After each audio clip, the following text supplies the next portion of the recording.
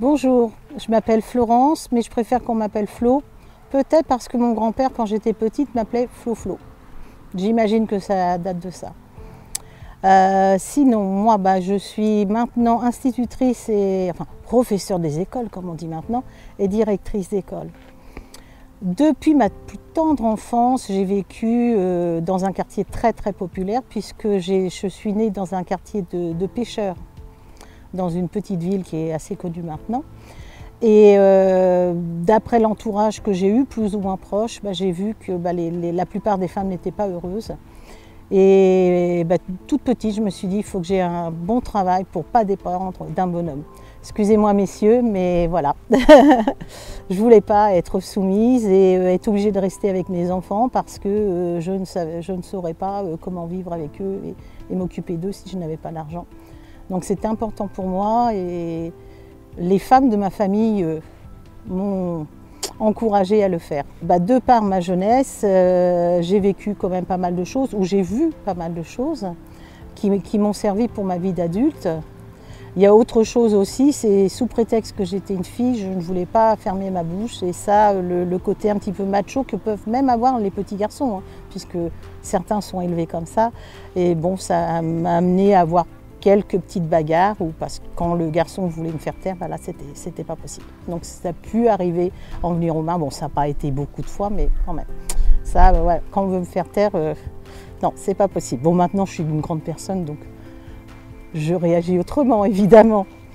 Et donc, comme je vous ai dit tout à l'heure, maintenant je suis donc, depuis beaucoup d'années, vous voyez, j'ai quand même pas mal de cheveux blancs, professeure des écoles et directrice d'école. Et mon vécu personnel au niveau de l'enfance, de l'adolescence, fait que je comprends tout ce que peuvent endurer certaines familles. Dès la petite maternelle, dès les tout petits, les 2 ans, on voit que la vie va être très dure pour certains, si on ne les aide pas. Ça va être très compliqué. Et d'avoir un vécu personnel peut nous aider à comprendre la situation de certaines familles. Mais bon, ce qui s'est passé, c'est qu'il y a quelques années maintenant, ça fait pas mal d'années, quasiment au début d'Aïcha Non-Violence, j'ai rencontré cette grande famille qui m'a acceptée, différente de ma famille comment on pourrait dire, de sang, parce que ce n'est pas les mêmes relations. Il y a des choses qu'on peut dire à sa famille de sang qu'on ne dira pas à son autre famille et vice-versa. C'est une famille où je n'ai pas forcément besoin de me justifier, où on m'accepte telle que je suis, où je n'ai pas de rôle à jouer. Et ça, c'est important. Parce que souvent, dans les familles, il y a chacun à sa place et on doit tenir nos rôles, il y a des choses qu'on ne doit pas dire. Que là, on peut se confier, on a droit, on a nos petits dérapages, des fois on peut pas comprendre, puis on l'exprime et on discute ensemble. Et puis ça m'a permis aussi de servir des quelques qualités que j'ai, parce que j'adore jouer la comédie, j'aime chanter, danser, j'aime beaucoup rendre service. Donc me sentir utile en dehors de mon travail, moi j'aime bien, tout simplement.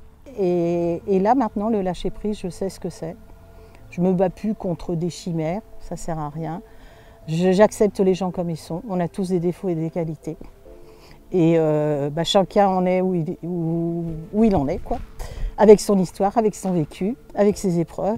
Et nous, on est tous là pour s'entraider, pour aider les autres, pour essayer d'encadrer quand il y a des gens qui nous demandent de l'aide. Il ne faut pas hésiter à nous demander de l'aide. On n'est pas des génies, mais on essaie d'être compréhensifs. On respecte toutes les formes de vie. Ça, pour nous, c'est important. C'est pour ça que notre association s'appelle Aïcha Non-Violence.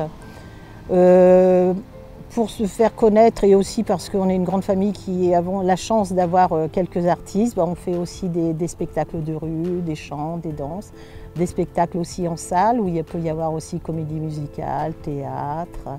Ça peut être des chants traditionnels aussi, suivant les capacités de chacun.